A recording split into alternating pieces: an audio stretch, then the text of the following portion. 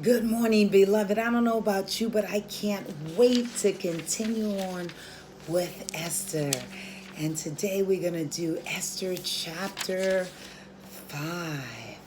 Esther chapter 5. And it reads as follows. It says, Esther's request to the king.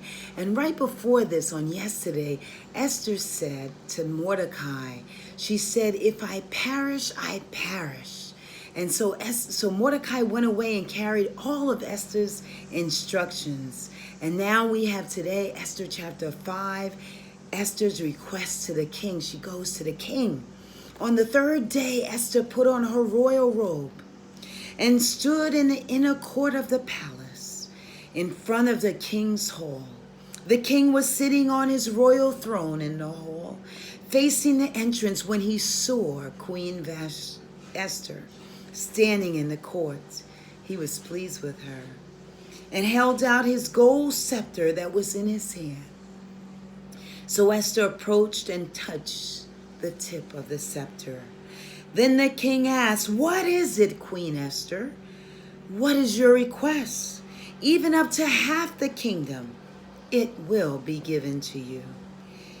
"If it pleases the king," replied Esther, "let the king together with Haman come today to a banquet I have prepared for him." "Bring Haman at once," the king said, "so that we may do what Esther asks."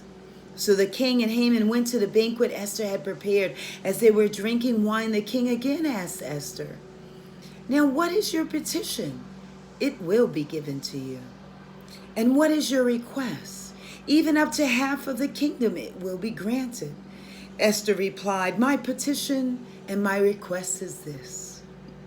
If the king regards me with favor, and if it pleases the king to grant my petition and fulfill my requests, let the king and Haman come tomorrow to the banquet. I will prepare for them. Then I will answer the king's question." Haman went out that day happy and in high spirits. But when he saw Mordecai at the king's gate and observed that he neither rose nor showed fear in his presence, he was filled with rage against Mordecai. Nevertheless, Haman restrained himself and went home. Calling together his friends and Zeresh, his wife, Haman boasted to them about his vast wealth, his many sons, and all the ways the king had honored him and how he had elevated him above the other nobles and officials. And that's not all. Haman added, "I'm the only person Queen Esther invited to accompany the king to the banquet she gave. And she has invited me along with the king tomorrow. But all this gives me no satisfaction as long as I see that Jew Mordecai sitting at the king's gate." His wife Zeresh and all his friends said to him, "Have a pole set up, reaching to the height of 50 cubits, and ask the king in the morning to have Mordecai impaled upon it.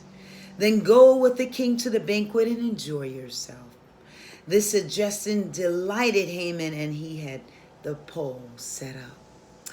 Beloved, I will see you tomorrow, and we'll continue the book of Esther with Esther chapter 6. Have a great day.